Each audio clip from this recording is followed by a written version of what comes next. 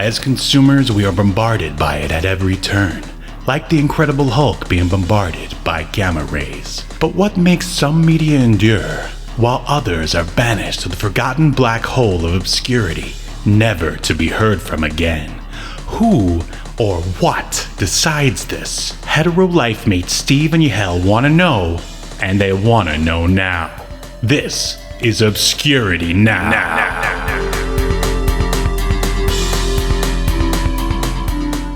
And what's up, everybody? Welcome to another episode of Obscurity Now, the show where we take a look at weird and almost forgotten pieces of media, and then we decide if they should be remembered for all of human history or tossed in the black hole of obscurity, never to be heard from again. My name is Steve, and with me is a guy who really quacks me up. It's... I have to go. It's Yahel. How are you doing, Steven? I'm doing great. I mean, come on, man. I know you've got the duck puns loaded for this episode. Are you trying to tell me you don't? I'm trying to tell you I don't. And we're gonna have a discussion after the episode is off air about puns and. Oh, what's wrong, man? It seems like you're in a real foul mood. Fuck you. I deserve that. I do.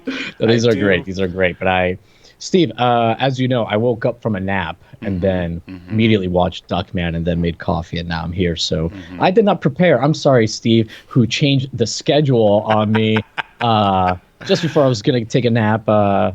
So, yeah, I did not prepare that much, Steve. Just be happy I watched the show and that I'm here. Hey, I am. I'm happy that you continue to show up every week for some reason. And yes, and thank you for being flexible, old chum. So let's get into it. Today we're discussing the adult animated cartoon, Duckman. Yeah. What is your history with Duckman? I actually watched Duckman when it was on the air. Correct me if I'm wrong, but I think this was on, because again, I didn't have the time to do the kind of research I would have done because of you, Steve, and your lifestyle choices. I'm sorry. I have a family and a child. I apologize. No, this will actually work out great for me tomorrow. But anyways, good. I watched it. I think this aired on USA, I want to say. And I feel like it was blocked with Weird Science, maybe? Oh, yes. Yeah, good memory. Right? Because I used to watch that, too. So, yeah. What about you, man? Sounds like you also watched it when it was on air. Absolutely. I mean, my motto when I was younger is if it's animated, I'll watch it.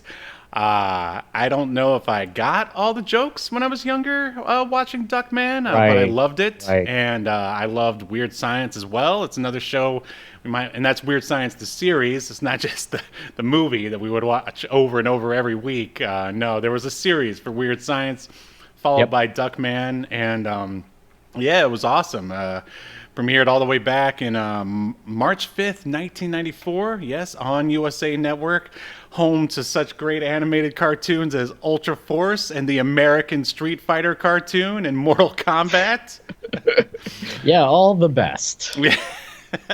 And of course Exo Squad, which is the best. Make sure you check out our episode on Exo Squad.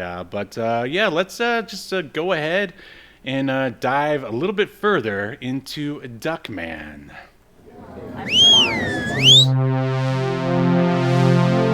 Welcome to your feature presentation.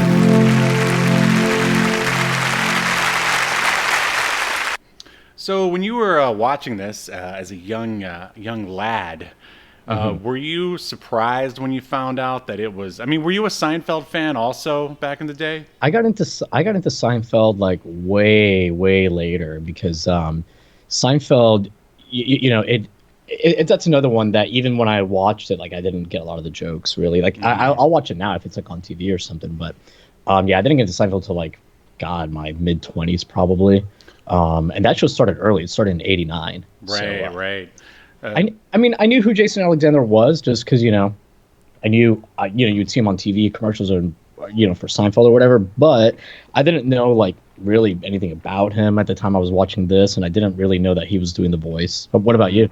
Oh, well, when I found out about it, I was like, wow, that's perfect. I can't believe I never put that together. He's great. Yeah, because I definitely feel like Duckman and George Costanza are very similar characters. Yes. Just like, an everyman that where the world is constantly going wrong for him in Yeah, hilarious yeah. ways. Another thing that really surprised me, did you realize there were 4 seasons of Duckman? No, I didn't realize that till today when I looked at the IMDb minutes before we began recording, Steve. Way to Uh, cram, buddy. Way to cram. hey, again, Steve, had you not needed a schedule change, I wouldn't have had to cram. I like watching the stuff that we cover usually the day of, or sometimes I'll do it the night before, but I like doing it like the morning of when we record. That way it's nice and fresh in my mind, and then I can research afterwards. You got to do it. You just didn't really get that much of the research part done. Right, right. But yeah, 4 seasons, a total of 70 episodes. Yeah, that I mean, I feel like Yeah, I I had no only idea. maybe saw the first 2 seasons. And I was actually reading about what happened in the final episode. I don't know if we should save that for later, but it actually ends on a cliffhanger. Did you read that? No, because I didn't get a chance to. God, are you just No, gonna but keep rubbing this in my face? hey, Steve, duck you. Okay, there Ah, you go. thank you, thank you. Yeah. No, but now that you say that, though, I feel like I remember that happening. I certainly don't. Do I remember the content of that final episode? No, no clue. Well, we'll save it after we get through a little bit more of the notes here. So yes, as I said, this particular episode we're watching is called I, Duckman, and it premiered March 5th, 1994 on USA Network. It's actually not the pilot.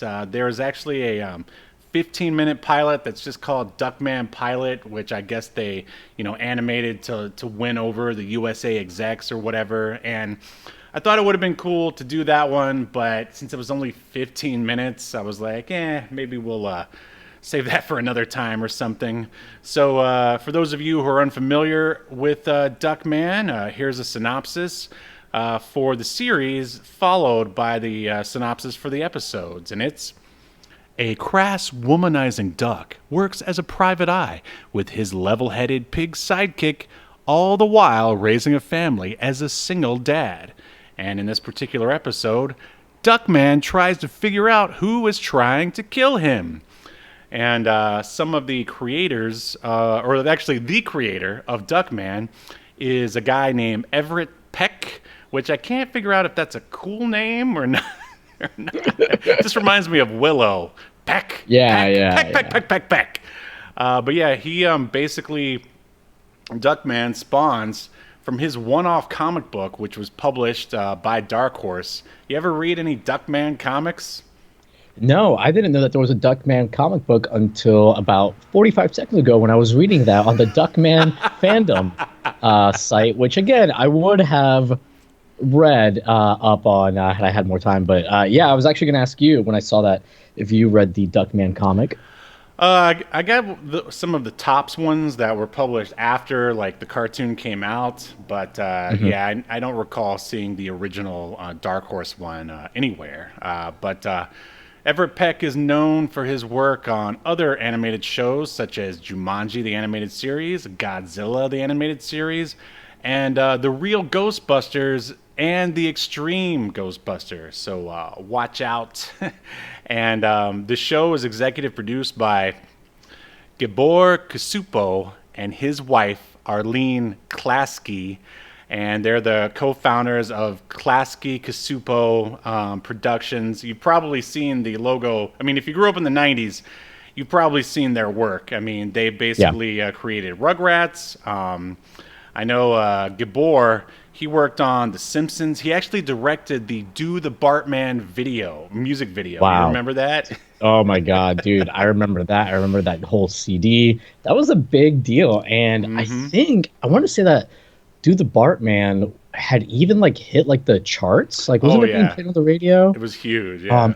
And I feel like there was a second song from that CD that somehow also got some radio airplay. Maybe the one about Mr. Burns, the one that Mr. Burns sings. I think you're thinking of, I think it's called Born Under a Bad Sign, which is another one by Bart, basically. I think. Maybe that's what it is. Yeah. And that one had a music video, too, if I remember correctly. But going a little bit further, this particular episode was directed by Marv Newland. And he is known, I remember this, I guess it's an animated, he's known for mostly animated shorts. He did direct, do you remember that show, The PJs on Fox? Like, I guess that was created by Eddie Murphy. You don't remember? It was like claymation. Oh, yeah. I didn't watch it, but I remember. Me either. But I remember it looked, I don't know, terrible. Yeah, I don't know. I mean, I love stop motion and claymation, but I was just like, that's not for me. But we should add it to our list, though. Yeah. Oh, 100%. But do you ever remember spoken about in hushed tones the Bambi meets Godzilla animated short? No, well, I don't remember. I didn't run in the strange circles that you ran in, Steve. They're called. I am shocked that you know about this Bambi and Godzilla thing. However, earlier off air, I think you know where I'm going with this. Oh no! I mentioned maybe I shouldn't bring this up. Actually, now that I've met him in person, we chatted. Well, there's a certain wrestler who had a videotape of this wrestler and two other wrestlers having sexual intercourse, and I was shocked that you hadn't heard about that, being the big wrestling fan that you are. But you've heard about Bambi and Godzilla. But tell me about it. I mean, I never got to see it, but it's just basically, Godzilla shows up and slaughters Bambi, and this guy Marv Newland, apparently he's the one who created it, and he also worked on a Tales from the Far Side TV movie. Does that ring a bell to you at all? Were you ever into the Far Side? The comic strip. Dude, I had a bunch of Far Side shirts in the 90s when those became like right a thing. Next to your Big Johnson shirts. Yep. My Wrestle Buddies that or whatever they were called. Did you ever film videos with your Wrestle Buddies? No, but I can tell you about 3 wrestlers that filmed a video together with them. No, I did not film any videos with my Wrestle Buddies.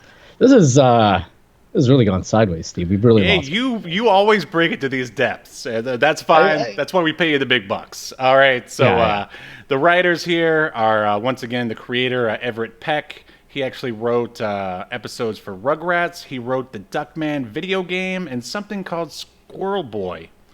And then there's another writer here for this particular episode, Jeff Reno. He worked on Night Court and Mork and Mindy and the movie Meet Joe Black. So he's like, kind of a legend there. And the staff writer is Michael Markowitz. He is known for Horrible Bosses 1 and 2 and the show Becker. Last but not least is Roy Osborne. He worked on Moonlighting, The West Wing, and I guess there's a new Beauty and the Beast show, not the one with Ron Perlman. It's news to me. So who was in this show, Yahel? Well, obviously we have the titular. He plays the titular character, Jason Alexander, who we've already talked about a bit. He is indeed Duckman. Let me jump in there real quick. Did you know that Duckman's first name was Eric? No, I didn't know that till today. Yeah, it's so weird. I never knew that. I don't think they ever mention it. Maybe they never mention it. It might just be like a fun gag for them internally or whatever. Right. Yeah, real strange. But Duckman's also the only one who doesn't wear clothes. Right. Which, whatever. But yeah, Jason Alexander, obviously, he was in Seinfeld. I think that's what most people know him from. He's been in a bunch of stuff. Not going to sit here and go over it. However, Steve, KFC commercials. I remember pretzel commercials. Tons of commercials. Yeah, that's what everybody really knows him from. Yeah. But Steve, did you know that he's in not one, but 2 Star Trek productions? Oh my gosh, no! And one of them I didn't even know about until today, actually, like that it even existed. But yeah, he plays Captain Kirk in something called Ultimate Trek: Star Trek's Greatest Moments, which I guess was like something that UPN made. Good old UPN. Yeah, so I was shocked to learn about that, and I will be looking for a copy.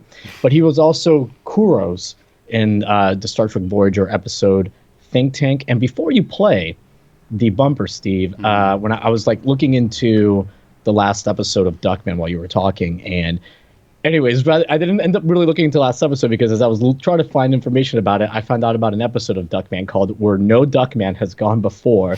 And it's a Star Trek episode. I don't remember this one. But Leonard Nimoy and James Doohan, who played Scotty and Spock in the original series, are in it. And in that episode, Jason Alexander basically does like a Captain Kirk character. Nice. But that is the only Star Trek connection from this episode that I found. All right, here it comes. Ah! Oh no! We've just entered another Star Trek connection! Ah! So, you didn't have enough time to research this and that, but you had time to find your precious Star Trek connection. I see. I didn't have to research it because I already knew he was in Star Trek. I even sort of vaguely remember that. I just remember like a commercial or promo where it said that he was going to be on Voyager, if I'm not mistaken. Yeah. Yeah, he's a big Star Trek fan, that Jason Alexander. Right. But other people not good enough to be on Star Trek were also in this show. Corn-fed Pig is played by Greg. I don't know if it's Berger or Berger, or maybe it's Berger. I don't know. I suspect that's probably the least likely one. But anyways, he's done a bunch of voiceover work in like lots of animated stuff, Spider-Man stuff, Transformer stuff. So Star Wars Rebels, all kinds of stuff in his IMDb. Then we have, let me get back to my notes here. Bernice is played by Nancy Travis, who I first remember seeing her in So I Married an Axe Murderer. Oh, okay. Yeah, she was the axe murderer. But she was in a bunch of movies. Not So I Married an Axe Murderer, but Three Men and a Little Lady. She's still working today. She was most recently in Last Man, or it looks like she was recently in Last Man Standing, that horrible TV show with one, what's his name? Tim Allen. Oh, my dad hates Tim Allen. Yeah, well, I mean, the problem with Tim Allen is that he's a comedian that's not funny. Right. But the fact that I can annoy my dad with like Tim Allen noises from Home Improvement, that just makes it hilarious. That's true. I will say he's, as a comedic actor, I think he's fine. You know, it's depending on the material. Right. But his stand-up is just dumb. It's just terrible. Right. Anyways, and he seems to be writing that Kevin Sorbo, Sorbo wave, yeah, train of extremism, if you will. Right. But anyway, she's still working. She has a TV series coming out next year, as well as a couple of short films, it looks like. But anyways, moving along here, I don't want to cover everybody, but I did want to cover that. Where's it at? My notes here. Zappa. Excuse me. Dweezil Zappa plays Ajax, and I believe, didn't he do the theme song too, or maybe it was one of the other Zappa brother that did the theme song? I was going to get to the music like once you got through the cast, but I can just jump in there right now. And the first season, a lot of Frank Zappa, his dad, a lot of his music catalog are used in the first season, and they even dedicate the first episode to him because he had already passed away by the time it finally premiered. Yep. I did not know that. Then we've got Pat Music, who plays both Fluffy and Uranus, the stuffed animals.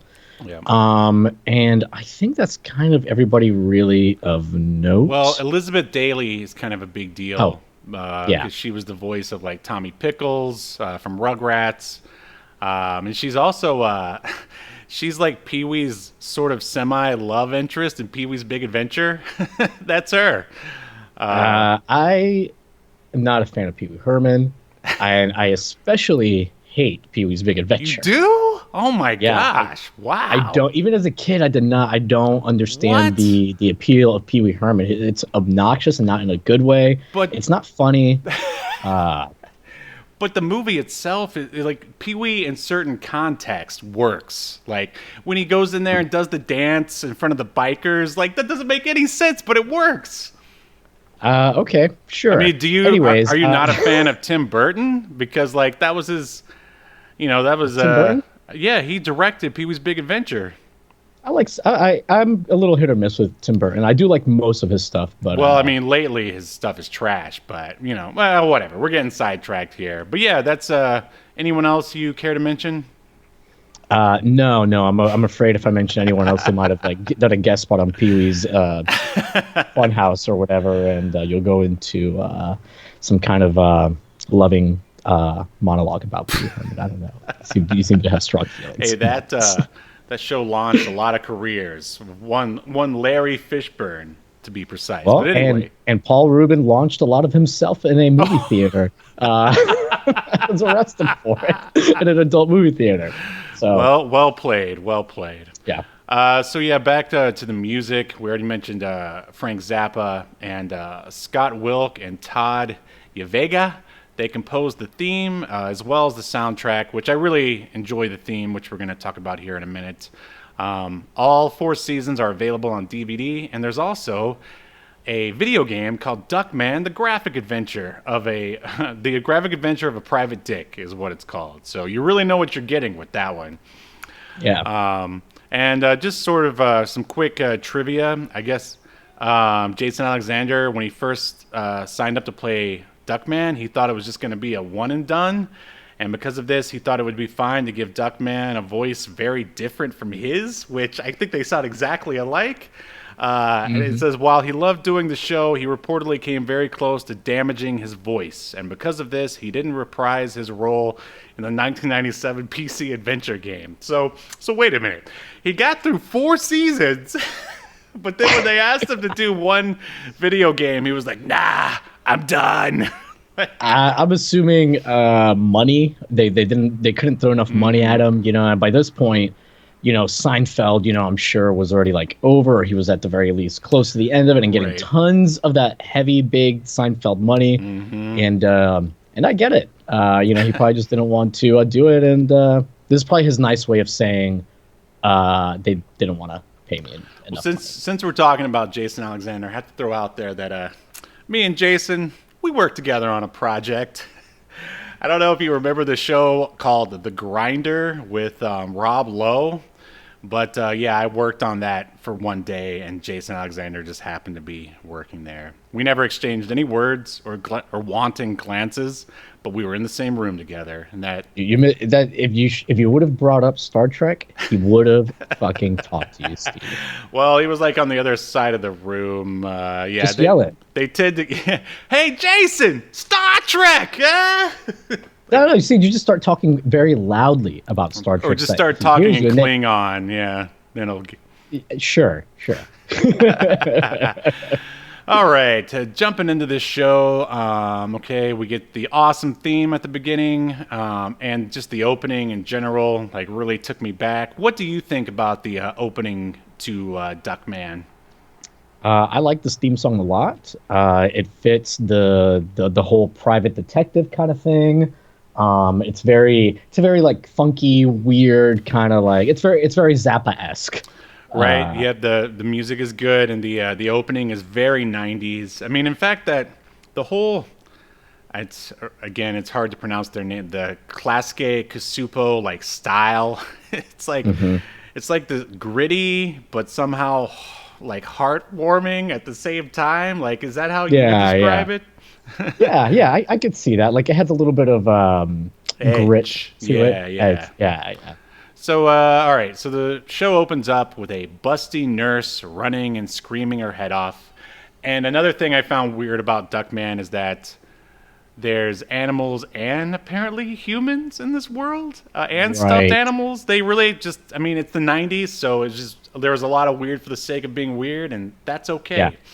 Yeah. So yeah, she's screaming her head off, and then she screams into the phone to the police to answer. And they go, oh, this is more than we can handle. So they throw up the Duckman symbol, just like the bat symbol. And then he drives the Duckmobile and chases after the now kidnapped nurse. The kidnapper pulls back a curtain, and now it's a weird sort of game show like This Is Your Life. Everyone is chanting Duckman's name, but then Duckman's family shows up and tells him that he's not memorable. And then, well, big surprise, Duckman is dreaming. He wakes or what did you think of the cold open so far?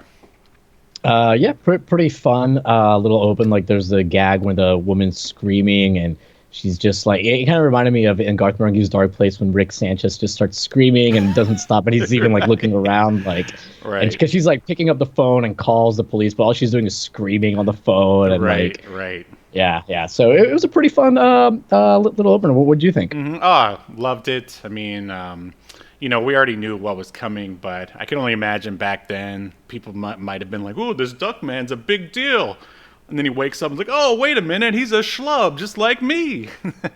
He wakes up in his dump of a bedroom, screaming for a cigarette. He walks in the kitchen where Aunt Bernice is at the sink. You can only see her like from her back, and then also Grandma sits nearby. She says, it seems like she's talking to Duckman. She goes, "Oh," she says Duckman looks down and he can tell her about it if he wants to. So he actually starts to open up to her, and then she tells him to quiet down and that she's on the phone. And Aunt Bernice is actually Duckman's dead wife's twin sister. Twin sister, right? yeah. That's fun.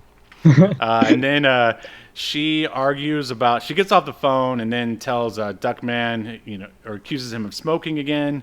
He says no, and then she accuses him of like inhaling the ashes out of the ashtray. Yeah, like licking an ashtray, which is what he did when he woke up. He like ate like the cigarette butts and ashes. Right. And then Bernice takes this time to tell Duckman that Grandma is comatose, and then Duckman's son, Ajax, voiced by Dweezil Zappa, walks in the kitchen.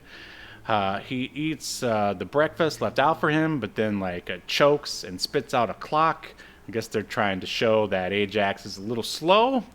And then Charles and Mambo, who are these conjoined twins, come into the kitchen and they're arguing about psychology. They say good morning to Grandma, but they completely ignore Duckman. And he says that their mom died, but he still deserves to be heard. Yeah, he's yelling at everyone. He's like, "Hey, I deserve a little," it's almost like Rodney Dangerfield, right? He's like, "I need a little respect over here." Yeah. And that's when he reveals that their mom died, but he still doesn't deserve to be ignored. Duckman then gets in his car and says it would be nice to be, he kind of monologues to himself that it would be nice to be noticed. He goes to the office and is greeted by Fluffy and Uranus, who are these two stuffed bears, and they are basically Duckman and his partner Cornfed's, it's like their secretaries, and every time they run into each other within the series, he kills them in different ways over and over, but they keep coming back. What do you think about Fluffy and Uranus? Dude, they're great. I like how whenever they start talking, there's like this like children's kind of music box. Yeah, like a music box kind of thing that plays like in the background. It's a little low in volume, but I like them. They're really funny and so like annoyingly cheerful. It's I'd rather watch them than Pee-wee. Ouch, damn. I don't know if I'd go that far, but yeah, I think they're that was the great thing about the 90s is like everyone wanted to be so edgy, and they're like, let's make fun of Disney, and that's what I really feel like Fluffy and Uranus sort of represent. I can see that. Sure. He then meets Cornfed, his detective partner, who's a pig. Duckman says he's not special, but Cornfed says he is. And then Duckman is like, "Oh, name one thing, how I stand out." And he can't think of anything. Cornfed says his the dream is getting to him because Duckman told him about his dream that we saw at the beginning of the episode. The buzzer on Cornfed's desk goes off, and it's Fluffy saying they have a package. Duckman says to just go ahead and open it, and then there's an explosion. Then Duckman is excited because someone wants to kill him. He's excited because this means someone cares enough to want to kill him, right? Yes. And Fluffy had like a really funny line. At least I thought it was funny when Fluffy says like, "Oh, this package came in, but we should probably return it because it's wrapped in like non-biodegradable tape." And it just like, and Duckman sounds so annoyed when he hears that. It's like, "Shut up, just open it." Yeah, that was awesome. I feel like that joke has still holds up. So now we're at a prison. Duckman and Cornfed go to interview a prisoner. We see some, I don't know, pretty good satire about white-collar criminals and, and gang activity. They then arrive at the cell of a criminal by the name of Wolfgang Cracker, a criminal that Duckman apparently accidentally caught. And he's obviously a Hannibal Lecter sort of parody or analog, or however you want to call it. And I really like here, he calls Duckman Darkwing and Daffy. And I think there was a third one, but just any reference of Darkwing Duck, I'm 100% behind. Yeah. So yeah, basically, this Wolfgang Cracker guy is like basically the representation of, I guess, like a celebrity criminal. He's got like assistants and secretaries, fax machines, all of this within his prison cell. So Duckman accuses him of sending the bombs. Cracker says he didn't do it because he's way too famous. Then he gets a package, and then it blows up. And now we are outside with Duckman and Cornfed go for a drive. They find a random bomb just sitting in the car, and he throws it out, and he says like, "Oh, well, at least this time no one got hurt." And the package falls into like a truck, and the truck drives into a parking garage and blows it up. There's just a lot of sort of fun little gags like that. Duckman arrives at his home and tries to talk to his kids. They ignore him yet again and leave with Aunt Bernice. Now Duckman and Cornfed are up in the attic, and they're looking through old stuff to try to figure out who Duckman, who in Duckman's past is trying to kill him. It's pretty funny when Cornfed basically sort of narrates kind of like the internal struggle of what's going on, where he's like, by looking into the past, you may figure out who your inner self is. And Duckman is just like, whatever. And he's like, oh, look, we'll figure out who it is through these home movies. Cornfed says he needs to leave, but in the next scene, he's like tied up like Alex from A Clockwork Orange with the things in his eyes, so he's forced to watch these home movies. Any comments on the stuff that we've seen so far? Oh no, the home movies, obviously it was just an excuse for them to do like these like parodies of famous cartoons. Like they do the old Hanna-Barbera Yogi Bear cartoon. Steamboat Willie.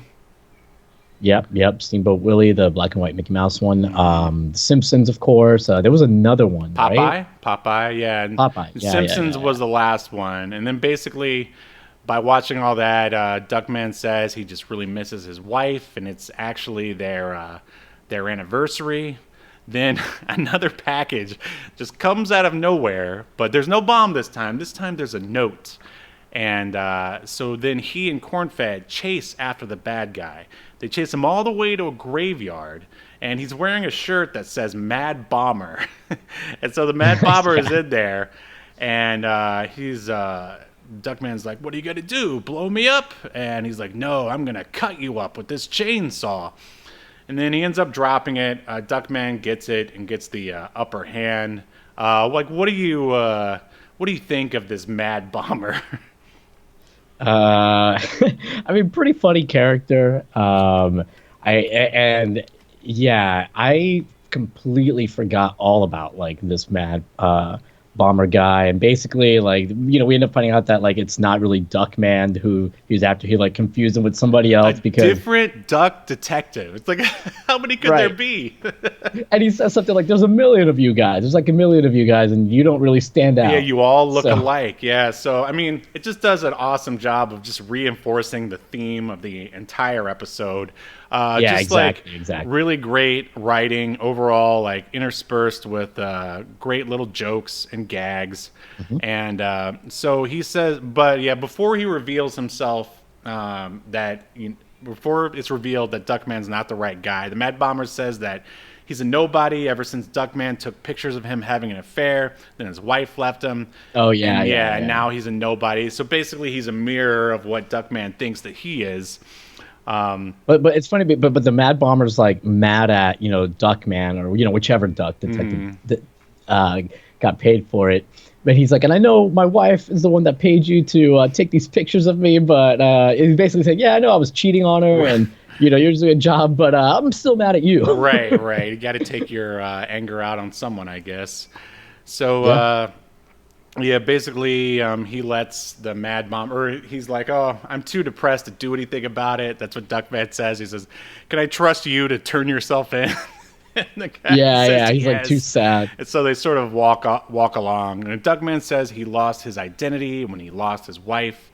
And Cornfed says he still has his kids. And but Duckman closes out the scene by saying he doesn't feel like he's a very good father. So Duckman then walks home, and I would like to say the pig, Cornfed, does say something nice to him. Like he finally, which again, this is really good writing. It comes back around to like earlier when Cornfed couldn't think of anything that Duckman stood out for. He says, well, nobody could have made the family that you have except for you, which sounds like an insult at first. Right. But then, Cornfed, even like points out, and I mean that sincerely, not as a joke. So, so it's nice. Like it's all like it's just really well written. Like it wraps back in on itself and addresses stuff. From, Cornfed's earlier great. acts. He's like the sort of Flanders to Duckman's Homer Simpson, I guess, but less annoying. I would say more logic based. So then Duckman walks home. And he like approaches the house and sort of looks in, and then he just sort of goes back out. And I guess waits by the sidewalk for, I don't know, maybe he's just having a quiet moment alone. Ajax comes out. He wishes him a happy anniversary. And he says he and the twins think you're doing a great job, despite losing their mom and everything. And he gives him a sandwich. And so in the end, Duckman got the acknowledgement that he wanted. And the end. Anything else to say about that ending there? No, I think you summed it up pretty well. Was that the sandwich that Ajax was carrying earlier? I think it was, yeah, because he mentioned earlier that he was really into the sandwich. Yeah, he was like, have you ever made a sandwich so perfect that you don't want to eat it or something like that? Something like that, yeah. So, well, we got through that pretty quick. Shall we render the verdict? Yeah, let's do it. Remember, before rated, that is the question. All right, Yahel Velazquez. Do you think that Duckman? You didn't know that was your middle name, did you? No. Do you think Duckman should be tossed into the black hole of obscurity, never to be heard from again, or should he be remembered for all of human history? I'm going to go with remembered. Really liked the show as, like I said, I was a teenager. Liked it even more now that I get all of the jokes. And this crippling depression that Duckman has. I understand where his sadness comes from. Oh, man. By the way, I was reading that when the show was canceled, one of the creators of it, Peck, he said that, he was basically talking about why it got canceled. He's like, well, our time slot got moved around a few times, and once we got one, our lead-in was wrestling. And so he's upset that, like, they didn't have a quote-unquote good lead-in, which that doesn't make any sense to me because this is when wrestling was, like, really hot. But he said that, because it would basically, he was saying, like, it would go over the time a lot back then during the Attitude Era of WWE. And so their show didn't always start at the same time. So sometimes people they'd go to watch Duckman and, oh, it's not on. Wrestling's on. Right. And, well, when I was reading from about, what was his name again? Like Markowitz, the staff writer.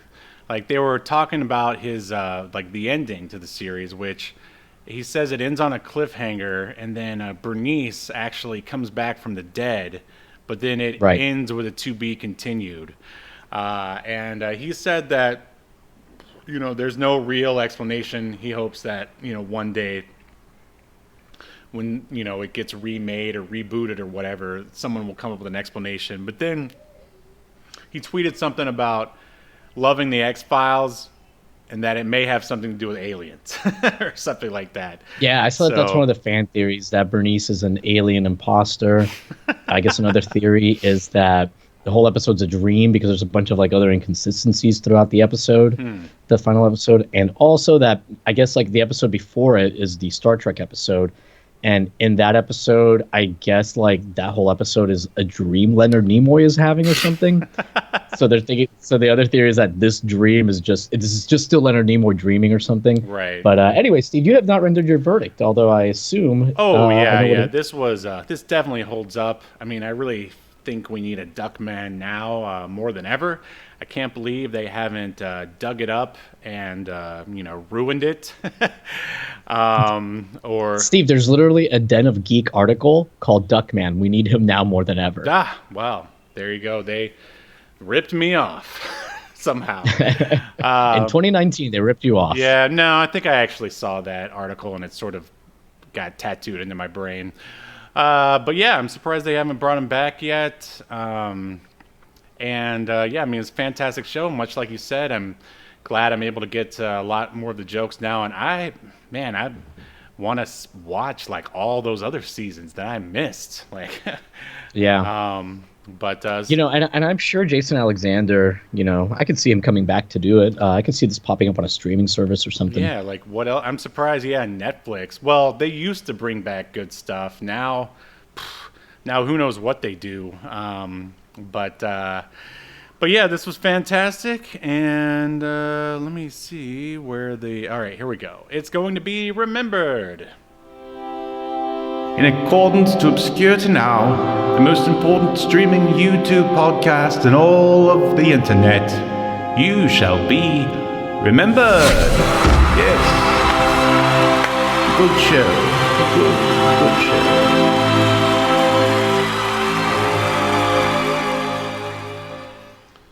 All right, good stuff. That Duckman.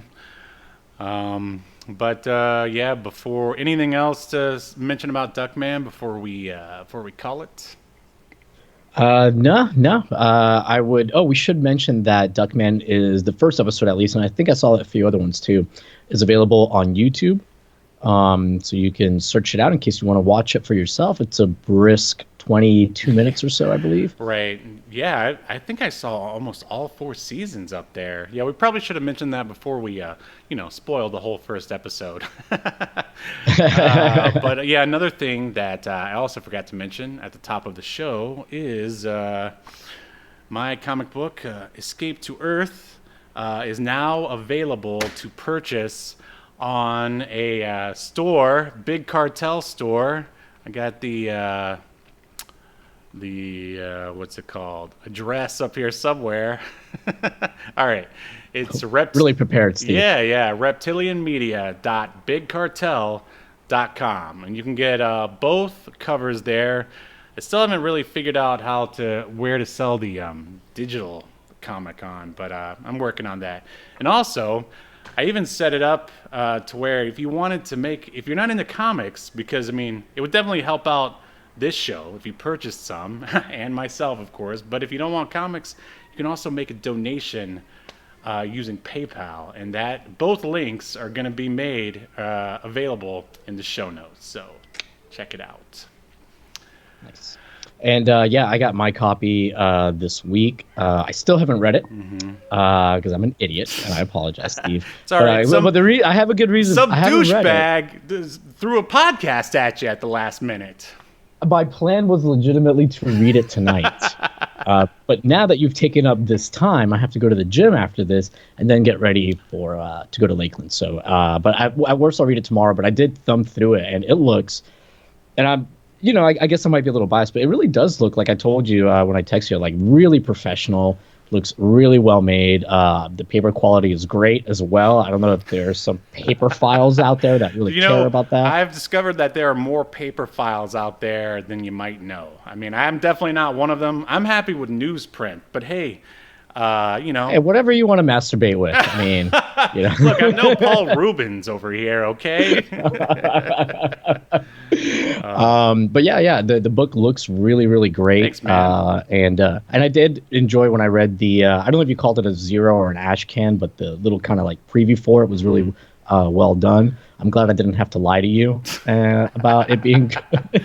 I appreciate that. Yeah, well, I guess we will see everybody next Sunday as we continue to unearth even more obscure media. Don't forget to subscribe and share and like, comment about what do you think about Duckman? We want to know. Like, if enough of us keep talking about Duckman, maybe they will bring it back. Who knows? Until then, we will see you next Sunday, where we will continue to discuss more obscure media only on Obscurity Now. See you then. You've been enjoying Obscurity Now, a podcast that's recorded live to tape and streamed to Twitch and YouTube. Subscribe so you never miss an episode or hilarious quip. Take us with you by following the download links provided in the show notes to wherever you get podcasts. And take notice of our various social media links if that's what you're into. I'm not here to judge. And make sure you join us live next week at 6 p.m. Eastern, 3 p.m. Pacific as we continue to discuss more obscure media only on Obscurity Now.